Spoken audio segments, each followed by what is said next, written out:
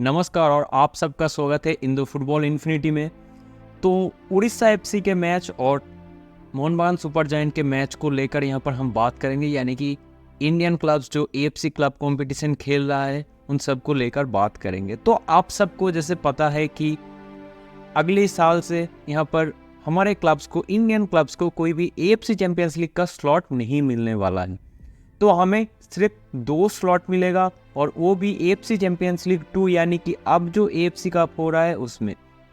तो अगर हमें कुछ अच्छा करना पड़े एएफसी चैंपियंस लीग को खेलने के लिए, तो हमारे इंडियन क्लब्स को अभी बेहतरीन परफॉर्मेंस देना पड़ेगा, specially club competition in Asian football. तो आप देख लीजिए, यहाँ पर मुंबई सिटी एफसी ने पहले गेम में नसा जी के साथ होम में यहाँ पर हार गया। ठीक है, एएफसी चैंपियंस लीग का जो लेवल है वो बहुत ही हाई लेवल है compare to Indian football, but Mumbai city FC ने अच्छा परफॉर्मेंस किया था last season AFC champions league में, इसलिए जो हमारा एक्सपेक्टेशन है वो मुंबई सिटी के ऊपर बहुत ज़्यादा है।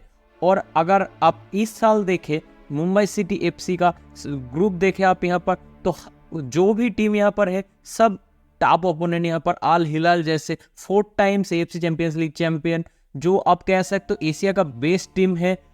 पास्ट में भी था और इस सीजन तो है ही।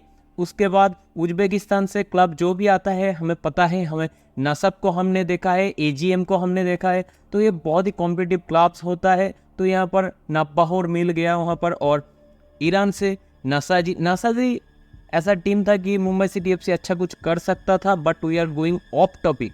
हम बात करेंगे एएफसी कप में उड़ीसा और मोहन बागान के परफॉर्मेंस को लेकर। तो पहले गेम में यहाँ पर मोहन बागान ने बीट किया था उड़ीसा एफसी को, उड़ीसा के होम में 4-0। उड़ीसा एफसी का स्क्वाड आप कह सकते थे तब देखकर कि उतना कॉम्पिटेबल नहीं है, और जो भी अंडरस्टैंडिंग है प्लेयर्स के बीच में उतना हम लोगों को दिखाई नहीं दे रहा था। बट अब 2 मैच भी, शायद से 1 और 2 मैच भी हो चुका है उड़ीसा के लिए आईएसएल में। तो अब यहाँ पर मैंने रखता है कि कैसा परफॉर्मेंस करते हैं। तो देखें हम कि वसुंधरा के अगेंस्ट गेम में तो एक बहुत ही आप कह सकते हैं कि not a very good game from Orissa point of view, क्योंकि जो एफर्ट देखना चाहिए प्लेयर्स के लिए उस लेवल पर खेलने के लिए, क्वालिटी तो यहाँ पर मैटर करता है। बट अगर बांग्लादेश के क्लब्स के अगेंस्ट खेल रहे हो तो आपके पास सुपीरियरिटी है क्वालिटी में बांग्लादेशी प्लेयर्स के अगेंस्ट। बट यहाँ पर कोई भी बेहतरीन कुछ एफर्ट, जो फाइटिंग स्पिरिट, ऐसा कुछ नहीं देखा हमें उड़ीसा एफसी के तरफ से, दिखाई नहीं दिया है उड़ीसा एफसी के तरफ से।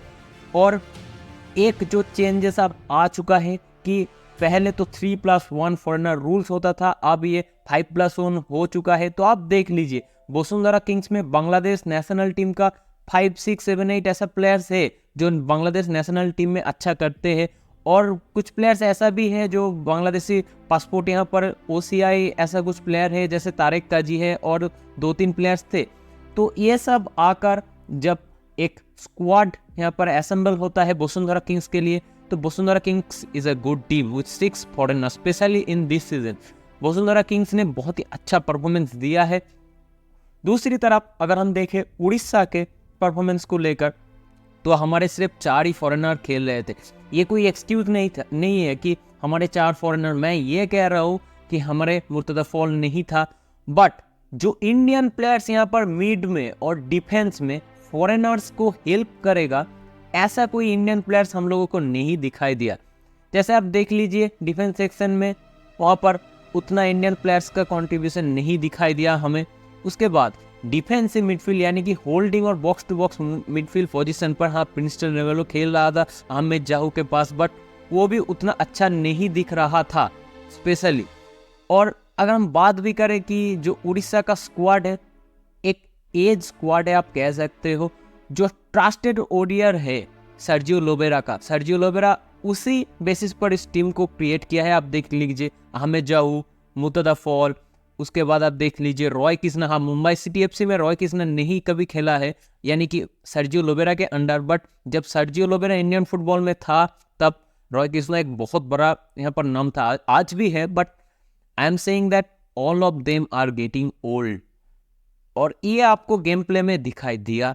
और आप देख सकते हैं हमारे प्लेयर्स टायर्ड भी थे, और अगर कन्वर्ट कर पाते वसुंधरा किंग्स तो शायद से हमें 5 और 6 गोल भी खाना पड़ता था। हाँ, हमने भी 2 बार को हिट किए, बट उड़ीसा का परफॉर्मेंस बहुत ही मायने रखता है इंडियन फुटबॉल के लिए, स्पेशली क्लब कंपटीशन में अच्छा कुछ स्लॉट पाना है, फ्यूचर में एएफसी चैंपियंस लीग का स्लॉट पाना है इंडियन क्लब्स को, तो तब, क्योंकि अगर मोहन बगान यहाँ पर पॉइंट गेन कर रहा है तब भी वो पॉइंट डिवाइडेड बाय 2 हो जाएगा, क्योंकि जो भी क्लब्स खेलता है वो जो एक नेशन का रैंकिंग होता है उसमें से जितना क्लब्स खेलता है वो पॉइंट डिवाइड होता है।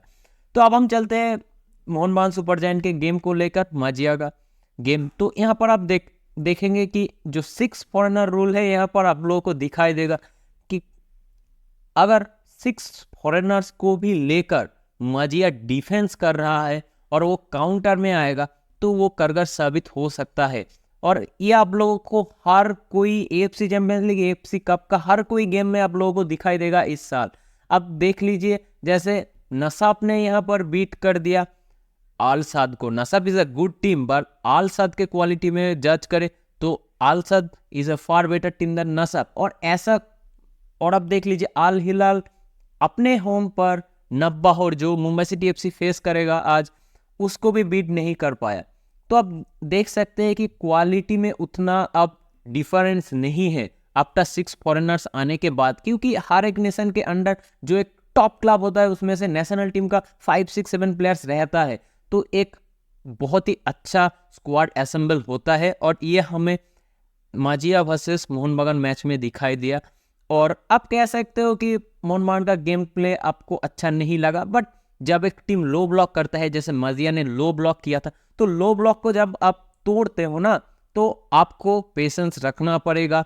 और अगर हम देखें, साहल ने स्टार्ट नहीं किया था, थप्पा को नहीं स्टार्ट किया गया और मनबीर को भी नहीं स्टार्ट किया गया। ठीक है, मनबीर और आशीष राय में से एक आप यहाँ पर फर्स्ट हाफ में आशीष राय को ट्राई किए, क्योंकि आप बैक 3 खेल रहे हैं तो आपका जो डिफेंसिव स्टेबिलिटी है वो बरकरार रहेगा अगर आशीष राय खेलेगा तो, क्योंकि Ashish Rai is a more defensive player than Manbir Singh. Manbir Singh typically एक विंगर है जो विंग बैक की तरफ खेलता है, बट आशीष राय एक साइड बैक है जो विंग बैक की तरफ खेलता है। तो यहाँ पर अगर आशीष राय यहाँ पर खेलेगा तो आपको डिफेंसिव स्टेबिलिटी दिखाई देगा, और फर्स्ट हाफ में ऐसा दिखाई दिया।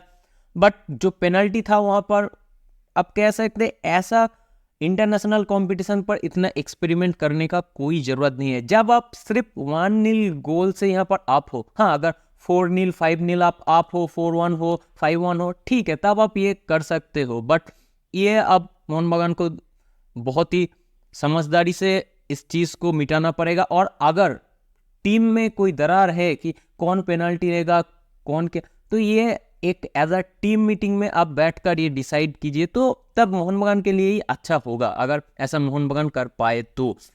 और अगर हम बात करें कि इंडिविजुअल प्लेयर्स परफॉर्मेंस को लेकर, तो यहाँ पर जैसे कमिंस, सादिकू को पिछले सीजन में जो प्रॉब्लम हो रहा था मोहन बगान का कि फिनिशिंग नहीं आ रहा था, डिविड टॉस बिल्ड कर रहा था, उसके बाद फाइनल थर्ड में उनको ही अराइव करना पड़ रहा था क्रॉसेस के लिए, लेऑफ के लिए।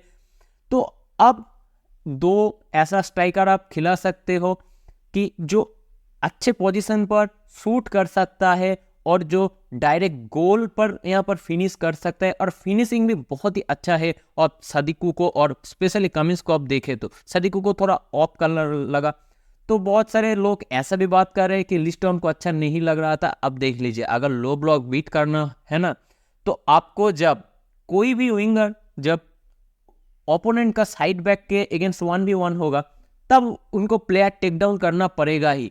और ऐसे ही लिस्टन ने बॉल थोड़ा सा लूज किया था, but I am saying it, जो लास्ट टाइम मलेशिया के क्लब्स के अगेंस्ट लास्ट एएफसी कप में मोहन बगान ने यहाँ पर हार गया था, वहां पर भी लिस्टन कोलासो का परफॉर्मेंस बहुत ही अच्छा था। और ऐसे नॉकआउट, कोई भी नॉकआउट गेम्स में जहां पर लो ब्लॉक कर रहे टीम, तब आपको लिस्टन कोलासो चाहिए। Liston Colaso played really well in my opinion in